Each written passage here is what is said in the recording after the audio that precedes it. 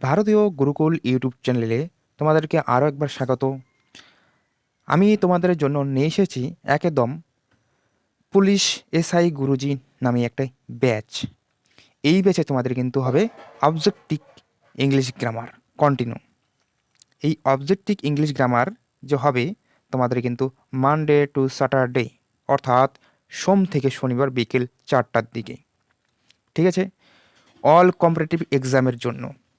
সেখানে তোমরা বলো এসএসসি বলো, কনস্টেবল বলো, জিডি বলো, ঠিক আছে, সেখানে তোমাদের সিজিএল বলো, কনস্টেবল এসআই বলো, কলকাতা পুলিশ বলো, ঠিক আছে, সব ক্ষেত্রে তোমাদের কিন্তু এই ইংলিশ গ্রামার কিন্তু অত্যন্ত খুব গুরুত্বপূর্ণ।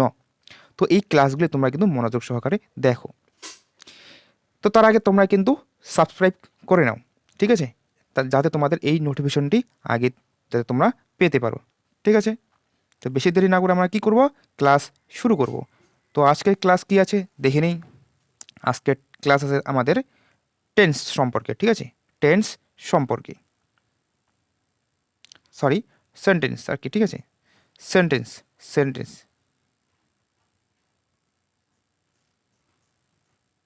সেন্টেন্স সম্পর্কে, বোঝা গেল?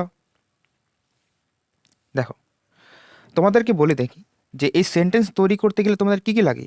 সাধারণত তোমাদের ওয়ার্ড লাগে। এই কতগুলি ওয়ার্ড মিলে কিন্তু তোমাদের লেটার, আচ্ছা কতগুলি লেটার মিলে কিন্তু তোমাদের ওয়ার্ড তৈরি হয়। তো এই লেটার মানে মানে অক্ষর, ঠিক আছে, এই লেটার মানে আমাদের অক্ষর, মানে এ থেকে জেড পর্যন্ত যে লেটারগুলি রয়েছে মানে অক্ষরগুলি, তাদেরকে কিন্তু লেটার বলা হয়, ঠিক আছে, বা উচ্চারিত হয় আর কি। তো এদের সাহায্যে কিন্তু আমরা কি করি, যে এই ওয়ার্ড বা শব্দ বা পদ গঠিত করি, ঠিক আছে। এই লেটার না হলে কিন্তু আমরা ওয়ার্ড বা শব্দ তৈরি করতে পারবো না, ঠিক আছে। তো এই লেটার কিন্তু আমাদের কটা থাকে, 26টি, তোমরা তো জানোই। তার জন্য ভাওয়েল 5টি থাকে, কনসনেন্ট থাকে আমাদের 21টি। বা ভাওয়েল মানে আমাদের স্বরবর্ণ, আর কনসনেন্ট মানে আমাদের হলো ব্যঞ্জন বর্ণ। তো ভাওয়েল আমাদের 5টি কী কী, সেখানে কিন্তু এ ই আই ও ইউ। এবং এই ভাওয়েলের মধ্যে, আচ্ছা কনসনেন্টের মধ্যে আমাদের রয়েছে কিন্তু সেমি ভাওয়েল আবার 2টি, কী কী, ডাব্লিউ আর ওয়াই। বাকি সবগুলো কিন্তু তোমাদের কনসনেন্টের মধ্যে পড়ে, বোঝা গেল? এবার দেখো, এবার কতগুলি লেটার বা অক্ষর মিলে কিন্তু আমাদের শব্দ বা ওয়ার্ড তৈরি হয়। তো এই ওয়ার্ড তৈরি করতে গেলে কি লাগে, সাধারণত ভাওয়েল আর কনসোনেন্ট, বোঝা গেল? ওয়ার্ড বা পদ বা শব্দ তৈরি করতে গেলে কি লাগে, আমাদের সাধারণত অক্ষর লাগে, ঠিক আছে, বা লেটারের প্রয়োজন হয়। এবার দেখো, শুধুমাত্র একটি ভাওয়েল দিয়েও কিন্তু আমাদের ওয়ার্ড তৈরি হয়। সেখানে কিন্তু আই রয়েছে, আই মানে আমাদের আমি, আই মানে আমি, অর্থাৎ তোমরা বুঝতে পারো যে ভাওয়েল, শুধুমাত্র একটি ভাওয়েল দিয়েও তোমাদের কিন্তু ওয়ার্ড তৈরি হয়। যেমন এ, এ মানে একটি, বোঝা গেল? এবার দেখো, ভাওয়েল আর কনসোনেন্ট মিলে কিন্তু তোমাদের ওয়ার্ড তৈরি হয়। যেমন is, I S is, who, W H O, ঠিক আছে, হু মানে কে, ঠিক আছে। এবার শুধুমাত্র কনসোনেন্ট দিয়ে কিন্তু তোমাদের ওয়ার্ড তৈরি হবে না, মাথা রাখো, শুধুমাত্র কনসোনেন্ট দিয়ে কিন্তু তোমার ওয়ার্ড তৈরি হবে না। এবার আমরা যাবো সেন্টেন্স, ঠিক আছে, সেন্টেন্স। আচ্ছা, সেন্টেন্স মানে আমাদের একটা সেন্টেন্স আমরা লিখলাম, যে সেন্টেন্স আমাদের কত প্রকার, সেন্টেন্স মানে আমাদের বাক্য, কতগুলি ওয়ার্ড মিলে আমাদের কি হয়, একটা বাক্য গঠিত হয় বা শব্দ মিলে, ঠিক আছে। তো যেমন একটা উদাহরণ, আমরা হি গো টু স্কুল মানে সে স্কুলে যায়। দেখো, হি এখানে একটা ওয়ার্ড, গো এখানে একটা ওয়ার্ড, টু এখানে একটা ওয়ার্ড, স্কুল এখানে একটা ওয়ার্ড মানে শব্দ, বোঝা গেল? তার মধ্যে সাবজেক্ট ভার্ব অবজেক্ট আছে, তো ওটা আমরা পরে শিখব। দেখো, এই সেন্টেন্সকে আমরা কয় ভাগে ভাগ করি, 5 ভাগে, 5 ধরনের হয়ে থাকে। তো কি কি ধরনের সেটা আমরা দেখব। দেখো, 1 নম্বরে রয়েছে আমাদের অ্যাসারেটিভ সেন্টেন্স। আচ্ছা, এই অ্যাসারেটিভ সেন্টেন্স মানে আমাদের কি, বিবৃতিমূলক, বা মানে মানে আমাদের হলো ডিস ডিক্লারেটিভ, মানে যে আলোচনা করা হয় বা কোনো তথ্য, বর্ণনা, সংবাদ বা মত প্রকাশ করে এমন বাক্য, তাদেরকে কি বলা হয়, অ্যাসারেটিভ সেন্টেন্স বলা হয়, বোঝা গেল? অ্যাসারেটিভ সেন্টেন্স তাদের বলা হয়। যেমন he has a good memory, ঠিক আছে, he has a good memory মানে তার স্মৃতিশক্তি খুব ভালো আর কি, ঠিক আছে, এরকম বলা হয়েছে আর কি।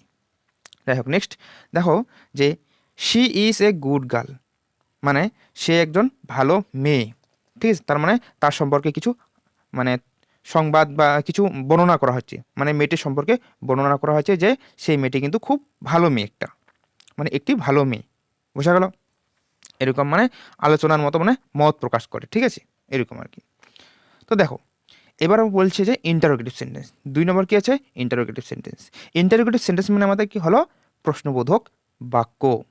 যে বাক্যের শেষে তোমরা এই প্রশ্ন চিহ্ন দেখতে পাবা, মানে প্রশ্নবোধক চিহ্ন দেখতে পাবা, সেটাই কিন্তু আমাদের প্রশ্নবোধক বাক্য। মনে রাখো কিন্তু, যে বাক্যের শেষে আমরা প্রশ্নবোধক চিহ্ন দেখব সেটাই কিন্তু আমাদের প্রশ্নবোধক বাক্য। বোঝা গেল? এই প্রশ্নবোধক বাক্যকে আবার ইয়েস আর নো দুটি ভাগে ভাগ করা হয়। একটা হ্যাঁ বাচক, আর একটা আমাদের হলো না বাচক। একটা হ্যাঁ বাচক আর একটা আমাদের না বাচক। বোঝা গেল?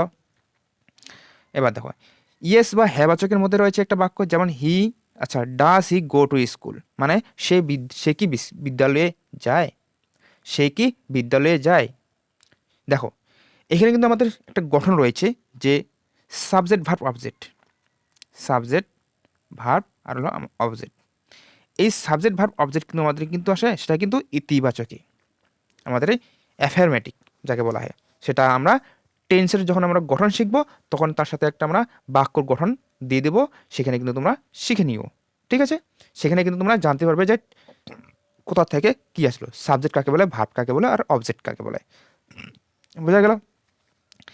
তো দেখো এই ইন্টারোগেটিভ থাকতে গেলে এ ডু ডাস হ্যাভ হ্যাজ, ঠিক আছে, তারপরে অ্যামিস আর, এগুলো কিন্তু তোমাদের বাক্যের সামনে বসে, ঠিক আছে, বাক্যের কিন্তু সামনে বসে, বা WH ওয়াট, ঠিক আছে, এগুলো থাকে আর কি।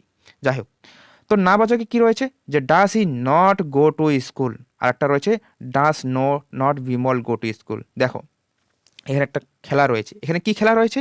যে ডাস ই, আচ্ছা, ডাস ই নট গো টু স্কুল, ঠিক আছে। এখানে দেখো হি কিন্তু আমাদের প্রোনাউন, এই যে হি আমাদের কিন্তু প্রোনাউন, ঠিক আছে। দেখো এখানে আমরা লিখতে পারি যে প্রোনাউন প্লাস নট, ঠিক আছে, প্রোনাউন প্লাস আমাদের নট কিন্তু এখানে হবে। বোঝা গেল? আর এখানে যদি আমাদের নাউন থেকে, দেখো বিমল কিন্তু একটা নামবাচক, এগুলো আমরা পার্ট অফ স্পিচে শিখবো ধীরে ধীরে ধীরে, ঠিক আছে। যাই হোক, তো প্রোনাউনের আগে কিন্তু আমাদের নট, আচ্ছা, নাউনের আগে কিন্তু আমাদের নট বসে, প্রোনাউনের পরে নট, নাউনের আগে নট। বোঝা গেল? এটা কিন্তু আমাদের মনে রাখতে হবে। আর ডু ডাস আছে সেজন্য আমাদের প্রশ্নবোধক চিহ্ন। দেখো সবার শেষে কিন্তু প্রশ্নবোধক চিহ্ন রয়েছে। বোঝা গেল? তাহলে লিখতে পারি যে does he not go to school, সে কি বিদ্যালয়ে যায় না, বা does not Bimal go to school, তার মানে কি বিমল কি স্কুলে যায় না, এরকম থাকে আর কি। বোঝা গেল? নেক্সট দেখো আমরা দেখবো যে ইম্পারেটিভ সেন্টেন্স। আচ্ছা, ইম্পারেটিভ মানে আমাদের হলো কি, যেটা তোমাদের আদেশ বা অনুরোধ দেয়, ঠিক আছে, বা আদেশ বা অনুরোধ দেয়, অনুরোধ সূচক মূলক যে বাক্য, সেগুলি কিন্তু তোমাদের ইম্পারেটিভ সেন্টেন্স, ঠিক আছে। সেই সেন্টেন্স এর শেষে কিন্তু ফুল স্টপ কিন্তু অবশ্যই থাকবে, এটা কিন্তু তোমরা মাথায় রেখো, ঠিক আছে। কি বলছে এখানে?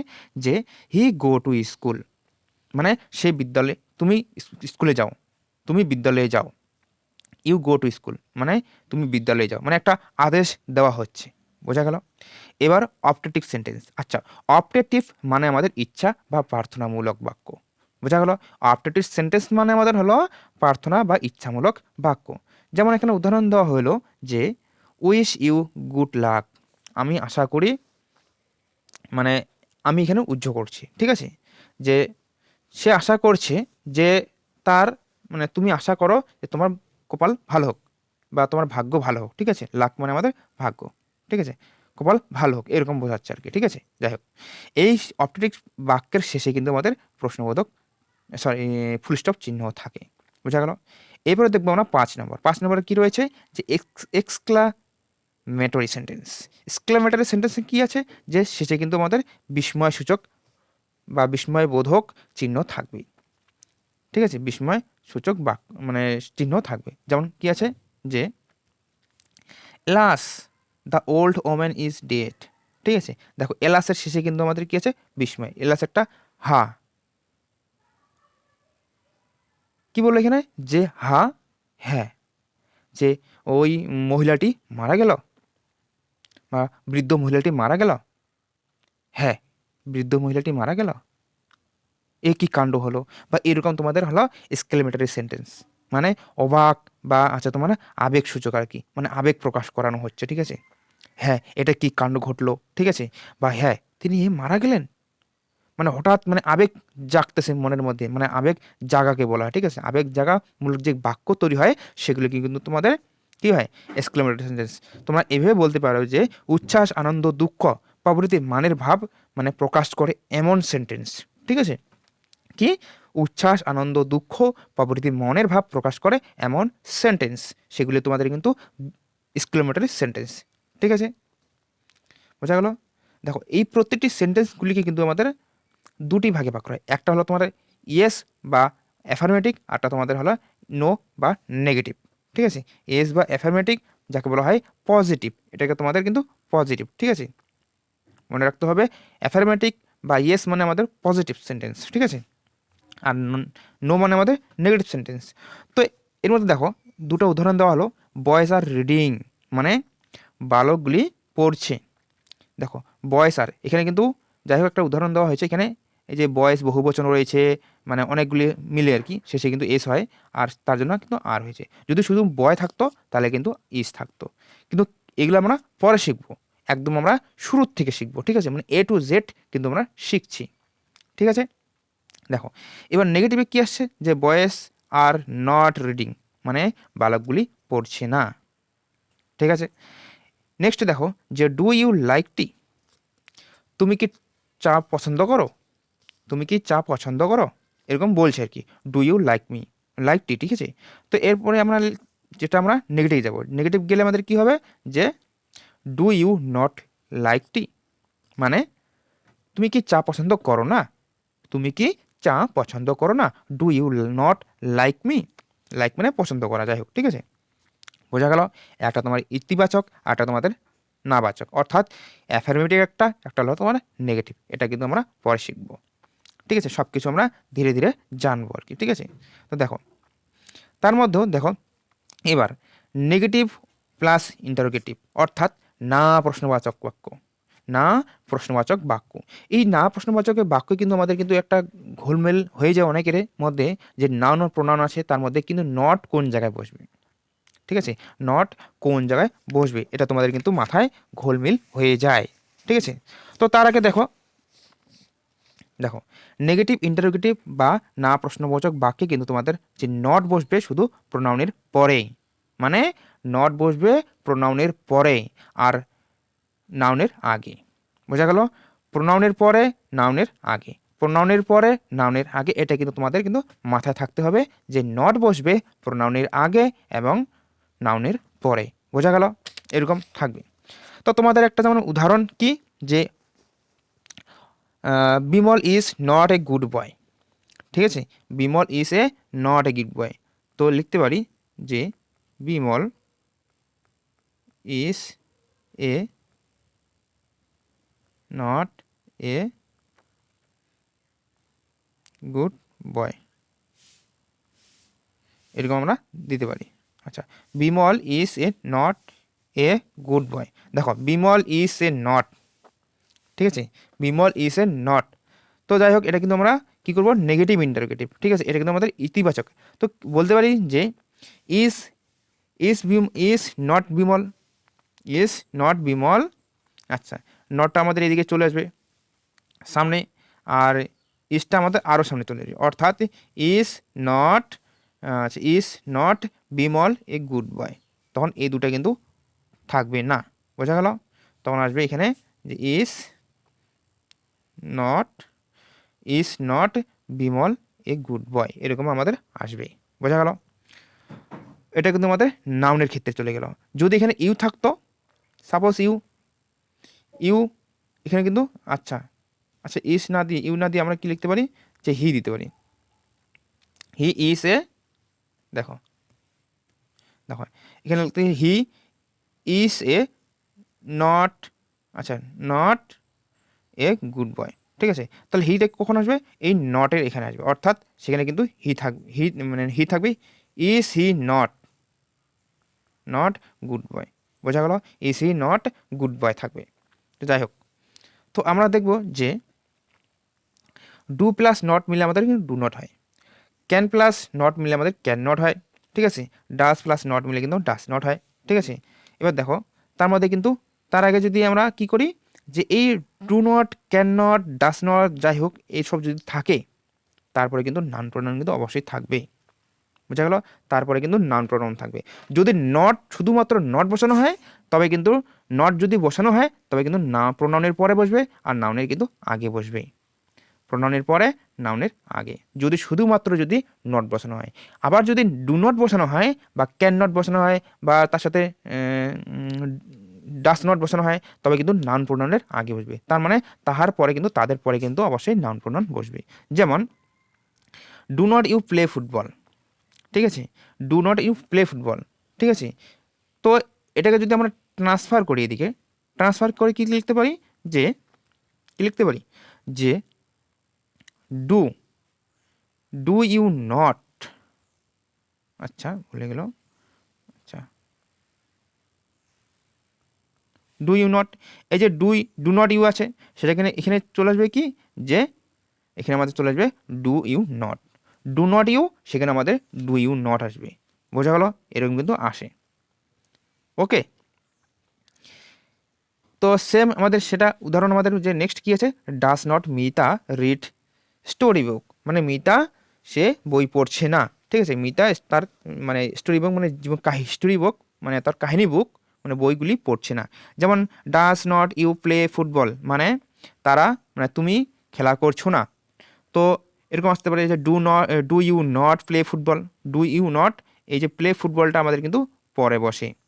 যদি না আমরা কি করতে যাই, যে নেগেটিভ ইন্টারোগেটিভ সেন্টেন্সে এই সূত্র যখন ইউজ হবে তখন এই মানে pronoun plus not formula use হবে, তখন কিন্তু এটা হবে do you not play football. বোঝা গেল? যদি তুমি বসাতে পারো যে ডু নট, একবারে এই ডু নট যদি বসাও তাহলে কিন্তু এই ফর্মুলা ইউজ হবে, do not you play football, do not you play football, এই ফর্মুলা। বোঝা গেল? তো নেক্সট আমরা যাব যে দেখো নাথিং নেভার, এই নাথিং নেভার দিয়েও কিন্তু আমাদের নাবাচক হয়। নাথিং নেভার দিও কি, যে হি নেভার সাপোর্টস মি, মানে সে আমাকে সাপোর্ট মানে সাথে দিচ্ছে না বা সাথে দিচ্ছে না, ঠিক আছে? মানে আমাকে সাথে সে দিচ্ছে না, ঠিক আছে? যাই হোক, সে আমাকে সাপোর্ট করছে না, ঠিক আছে?